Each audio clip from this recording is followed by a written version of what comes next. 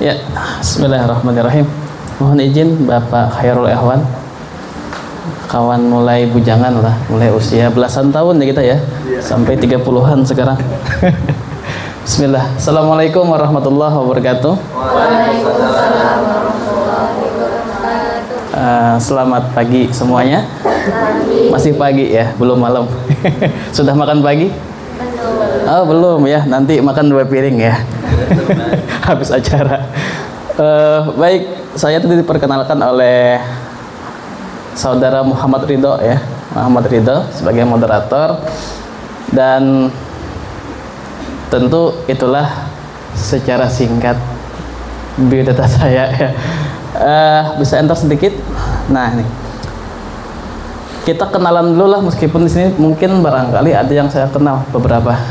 Yang dari Setia Amuntai bisa angkat tangan. Nah, siji, loro, telu, papat, limo, enam, 1, 2, 3, 4, 5, 6, 1, 2, 3, 4, 5, 6. Nyi Arsense ada 6 ya, silakan.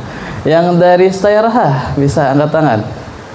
Wah banyak ya, Setia Raha, silakan turun tangannya. Stik Raha ada?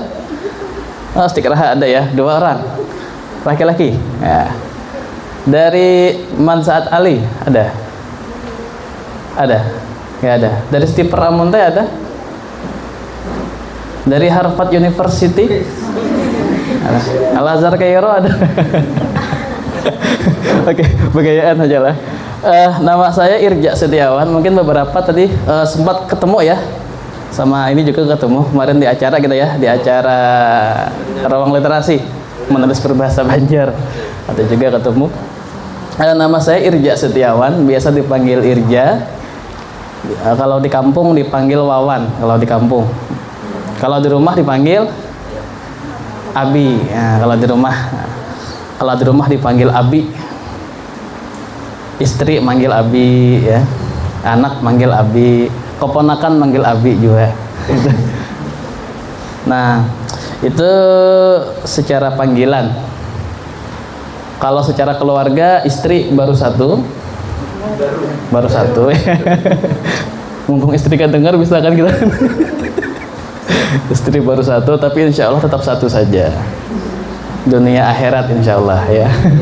Amin. Nah, anak sudah 2. Tambahnya lagi Pak, insya Allah ya. Anak pertama laki-laki, anak kedua perempuan. Sama-sama lahir tanggal 30 Mei. Jadi kemarin baru aja ulang tahun keduanya ya. Abangnya itu yang laki-laki lahir ba'da maghrib. Nah, adiknya yang perempuan lahir menjelang Isya. Jadi sama tanggal 30 Mei sama gitu. Kembar kah? Kada kembar kada. Bedanya 8 tahun. Tapi bisa banget adiknya tuh supaya sama ultah lawan kakaknya aja. Sama 30 Mei gitu lahirnya, alhamdulillah ya. Saya lahir yaitu saya sudah 35 tahun. 35 tahun, mungkin seumuran dengan, kalau Ehwan 34 ya? 34 dikit aja. Nggak banyak ya. 34. Pendidikan S3 di Untak Surabaya. Jadi berangkat kuliah itu dari Amuntai ke bandara sudah 5 jam. Kemudian dari Bandara Juanda itu 1 jam ke kampus. Jadi hampir seharian tuh perjalanan saja di Surabaya. Jadi wajar ketika saya masuk kuliah ketemu kipas angin langsung pingsan. Paham ya, taguring. Kalau paham gitu ya. Sebulan tuh 4 kali naik pesawat. Jumat berangkat, Ahad pulang. Jumat berangkat, Ahad pulang gitu. 4 kali naik pesawat, sampai dulak naik pesawat itu. Kadang-kadang YouTube ini sebenarnya lebih condong apa namanya ya, mengikuti suasana saja biar tidak ketinggalan zaman. YouTube saya bisa dicek itu. Medsos saya tuh rata-rata pakai nama asli, mau TikTok, mau Instagram, mau Facebook, mau BBM, mau Pertamax ya, punya nama asli gitu. YouTube itu subscribernya sudah 1.100.870-an. 1.100.800-an subscribernya, kurang 1 juta ya. Kurang 1 juta, masih sedikit. Nomor WhatsApp bisa di save Nah itu udah tersebar dah, ini kan lagi dirahasiakan, tersebar sudah. Jadi kalau mau buka WA saya tuh bisa dikatakan 80% mahasiswa, 10% istri, ya, 10% keluarga. Jadi kalau buka WA saya tuh rata-rata mahasiswa tuh, Pak Pian di mana Pak? Adakah di ruangan Pak? Kamu konsul skripsi Pak? Nah, itu Bang rata-rata ya. Kalau istri apa? Popok habis. Nukar iwak siang lah itu istri tuh. Nah itu WA ya. Nah itu beberapa biodata, mudah-mudahan saling kenal mengenal kita. Bisa enter sedikit. Saya hobinya nulis bareng Ihwan juga nulis dulu ya. Nah ini beberapa karya buku. Alhamdulillah sekarang sudah 25 buku. Alhamdulillah dari SMA nulis sampai sekarang sudah 25 buku. Ada novel, cerpen, kumpulan artikel ya macam-macam lah. Dulu kita nulis apa? Ehwan, tuh ada fotonya tuh. Mekarnya Pesan Nabi Dari. Nah, itu sama Metamorfosa Cinta. Ehwan nulis itu. Kita kolaborasi ya. Masih ada bukunya saya simpan. Bukunya tahun 2007 tuh sama Ehwan. Sekarang tahun 2023. Wow, 16 tahun ya. Udah lama. Oke, kita mulai. Bisa. Nah, ini kerangka materi yang diamanahkan kepada saya. Temanya apa? Syahidah mau WhatsApp. Syahidah ada? Mana orangnya? Dia di luar ya. Mau WhatsApp, temanya ini katanya. Memperbaiki diri, mengendalikan emosi, meningkatkan kedewasaan diri. Oke lah, jadi supaya kita terfokus, kita bedah satu persatu ya. Apa itu memperbaiki diri? Itu dulu kerangkanya. Jadi sebelum kita ke nomor 2, kita fokus ke nomor 1 dulu. Setelah itu baru kita masuk ke nomor 2, mengendalikan emosi. Terakhir baru meningkatkan kedewasaan diri. Kita mulai dulu dengan yang kerangka pertama, memperbaiki diri. Oke. Konsep cermin. Tahu cermin itu apa? Kaca. Nah, ngaca ya. Sudah ngaca hari ini? Sudah. Kapan? Bangun tidur ya. Karena kita tuh hampir tiap hari ngaca ya. Bangun tidur ngaca dulu. Mau mandi ngaca lagi. Kaca di kamar mandi. Mau berangkat ngaca lagi. Mau berangkat ke rumah ini kaca spion ya. Lampu merah spion tetangga pulang. Sampai di ruangan kaca handphone tuh selfie. Ngaca terus. Padahal wajahnya sama lah. Sama, kada berubah. Kenapa ngaca terus? Sama aja, muhanya kada berubah. Kalau ya berubah jadi leminaho kah? Kada gitu kan. Atau jadi siapa tuh? Jongkok atau apa tuh? Korea tuh. Nggak berubah. Ngaca terus. Kita lihat fungsi kaca. Kaca itu memantulkan. Begitu juga dengan cermin kepribadian. Kalau kita jujur, pantulannya kita akan dipercaya. Kalau kita ramah, sopan, santun, pantulannya kita akan disegani. Kalau kita sering bohong, pantulannya kita akan tidak dipercaya. Nah, itu cermin kepribadian. Sekecil apapun perbuatan baik yang kita lakukan akan kembali kepada kita. Sebaliknya, sekecil apapun kejahatan yang kita lakukan juga akan kembali kepada kita. Jadi cermin kepribadian itu, kan yang pertama itu adalah katanya tuh memperbaiki diri. Maka diawali dengan bagaimana kita mengubah diri kita dulu. Perbaiki diri kita dulu, kemudian kita pantulkan untuk mengubah dunia. Kita perbaiki diri dan kita pantulkan untuk merubah orang lain. Karena satu keteladanan itu lebih berarti daripada ribuan nasihat. Kalau kita nasihatnya orang tuh nyaman aja, memadihi orang nyaman aja. Tapi satu keteladanan itu jauh lebih berarti daripada ribuan nasihat. Nah, sekarang bagaimana kerangka memperbaiki diri untuk mengubah dunia? Bisa next dulu. Oke. Kita ambil hadis ya dari Rasulullah. Rasulullah pernah ditanya, perkara apa yang paling sering memasukkan orang ke dalam surga? Kemudian Rasulullah menjawab, taqwallahi wa husnul khuluq. Bertakwa kepada Allah dan akhlak yang baik. Kita bedah dulu, kita kembangkan. Taqwallahi, bertakwa kepada Allah. Takwa itu apa? Ya sederhananya adalah berupaya menjalankan segala perintah Allah dan menjauhi larangannya. Jadi ini konsepnya adalah hablum minallah. Bagaimana kita mengemas diri kita untuk bertakwa sebelum kita mengubah dunia. Konsep ibadah itu salah satu dari konsep hablum minallah. Bagaimana kita merubah diri kita, memperbaiki diri kita untuk bertakwa. Karena ibadah itu kan banyak. Ada ibadah tahunan, Idul Fitri, Idul Adha, ya. Ada ibadah saum Ramadan, tahunan juga. Ada ibadah bulanan, saum pertengahan Hijriyah. Ada ibadah mingguan, sholat Jumat, saum Senin, Kamis. Ada ibadah harian, sholat 5 waktu dengan kendalinya adalah duha, tahajud, witir, ngaji Quran dan sebagainya. Ada juga ibadah setiap waktu, setiap desah napas. Bahkan saat ini juga kita bisa beribadah. Apa itu? Setiap detik, setiap napas bersalawat bisa, berzikir juga bisa. Saat ini pun kita juga bisa melakukan itu, berzikir. Dalam hadis qudsi Allah berfirman, ana ma'abdi zakrani wa tarat bisa patah. Aku bersama hamba-hambaku yang hati dan lisannya berzikir. Nah itu konsep perbaikan diri. Bagaimana kita memperbaiki hablum minallah dulu. Kemudian juga metode menghatamkan Quran. Ini saya tuh kadang-kadang malu dengan Mas Wastik Raha ya, atau Stay Raha. Saya tuh sekolah umum terus nggak pernah ngaji Quran ya. Tapi mungkin ada metode yang bisa kita amalkan. Pernah nggak hatam 30 juz 1 bulan? Ada yang pernah di sini? Bisa angkat kaki, angkat tangan. Ada?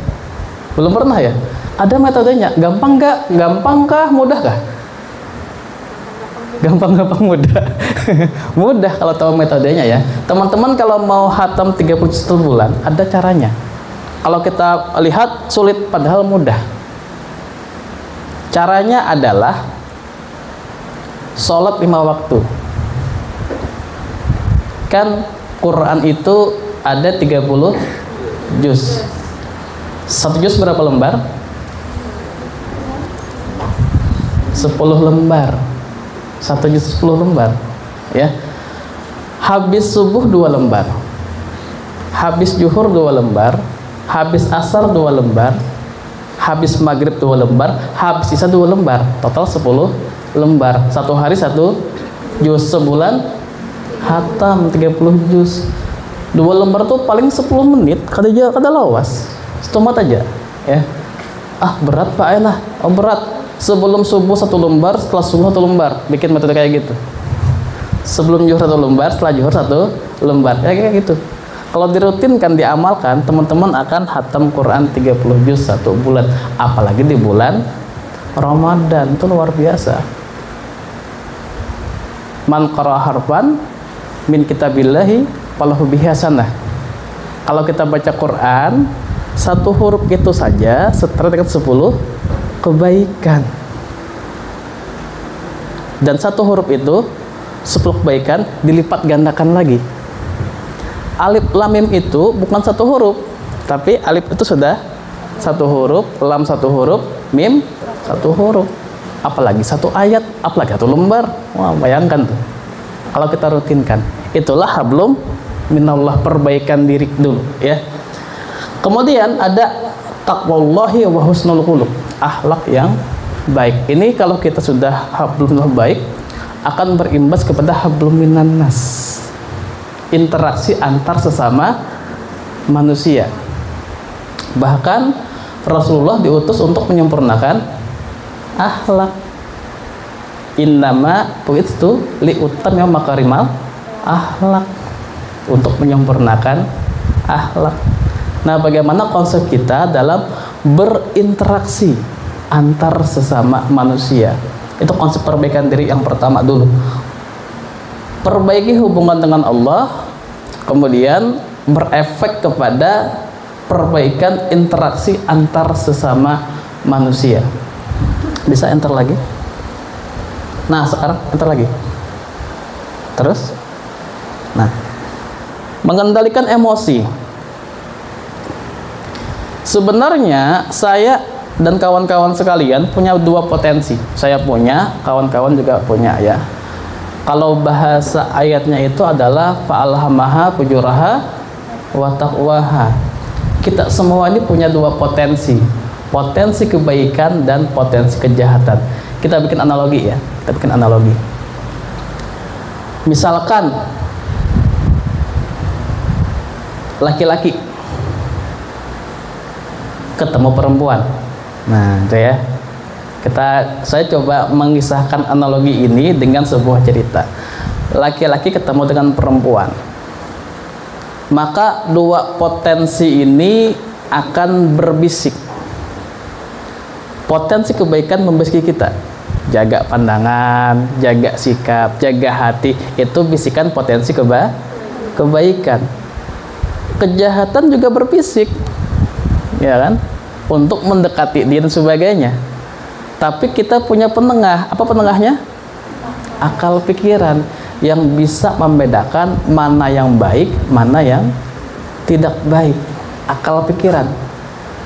Apalagi sekarang kita berada di era digitalisasi yang sangat luar biasa ya.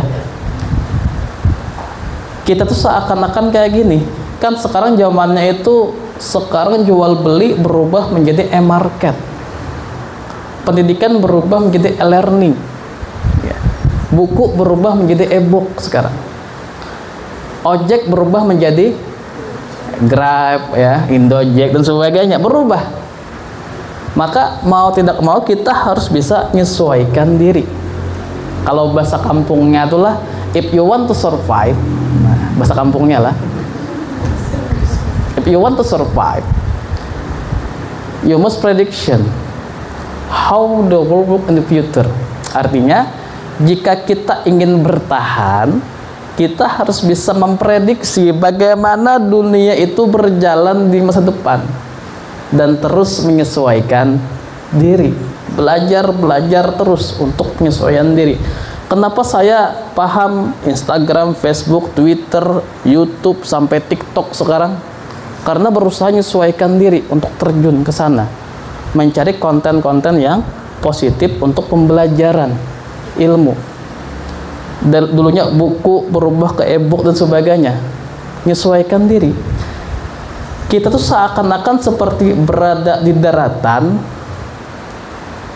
yang ada jembatan yang sangat panjang. Jembatan itu adalah era digitalisasi. Bagaimana kita menapaki batu-batu, kayu, ulin dan sebagainya untuk bikin jembatan melewati itu. Karena terkadang digitalisasi itu seperti dua mata rantai, bisa positif, bisa negatif. Ya, bagaimana kita menggunakan media ini untuk kebaikan, mengendalikan emosi. Ada yang pernah lihat story orang kena mental, pernah?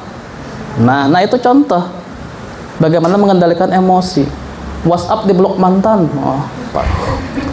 Contohnya kena mental ya. Nah itu contoh.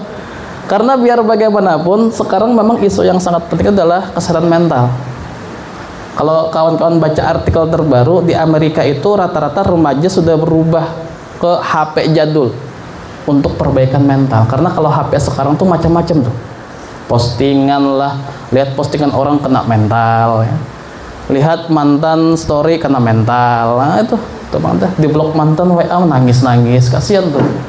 Sampai ada istilah pacaran virtual, putus virtual, sakitnya nyata. Ada kayak gitu. Aneh.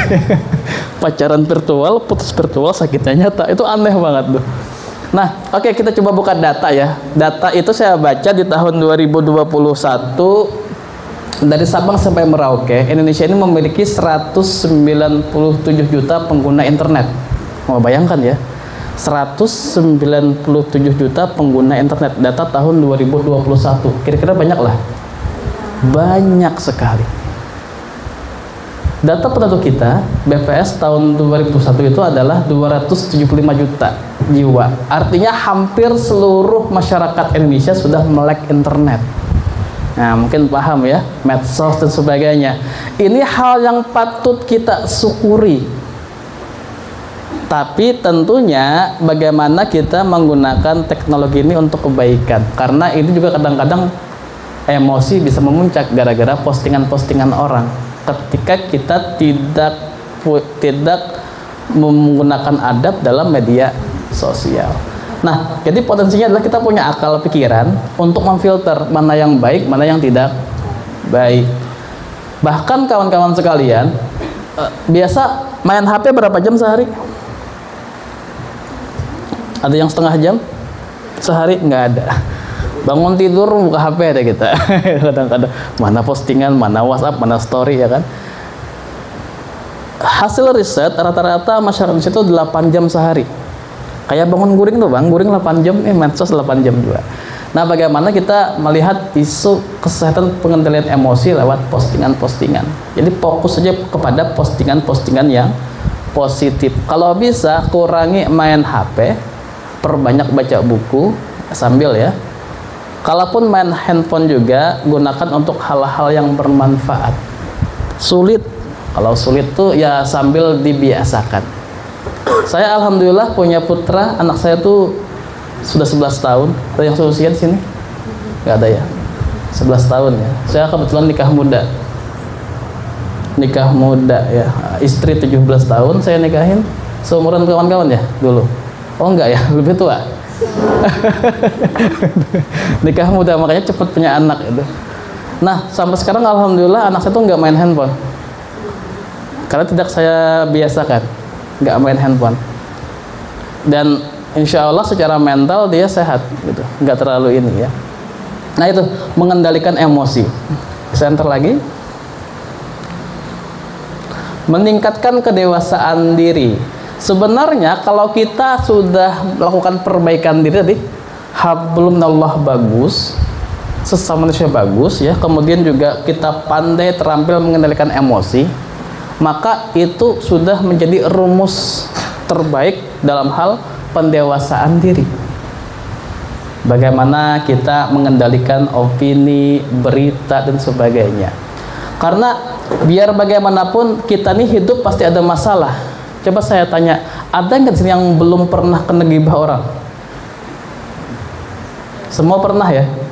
Nah, saya pun juga pernah. Gitu ya. Ada yang sini yang belum pernah dihina orang? Ada nggak? Nggak ada. Jangankan kita ya, Rasulullah saja dihina orang gitu. Jangan apalagi kita. Kita kan hina betulan kita nih kan. Nah, bagaimana konsep kita dalam mengendalikan diri? Karena hidup itu seperti siang dan malam. Tidak selamanya terang, tidak selamanya gelap. Kadang ada anugerah, kadang ada musibah. Ketika dapat anugerah kita bersyukur, dapat musibah kita bersabar. Sabar syukur, apapun kejadian yang menimpa selalu menjadi ladang amal. Jadi sabar, syukur, apapun yang menimpa jadi ladang amal, itu pembelajaran. Memang ini konsepnya adalah konsep bagaimana kita membiasakan diri. Karena itu seperti siang dan malam. Baik, saya tuh lebih condong diskusi ya, makanya mungkin materi saya singkat sekali. Nanti kita lebih condong tanya jawab supaya lebih ada umpan balik dari kawan-kawan sekalian. Itu mungkin dari saya. Akhir kata, assalamualaikum warahmatullahi wabarakatuh.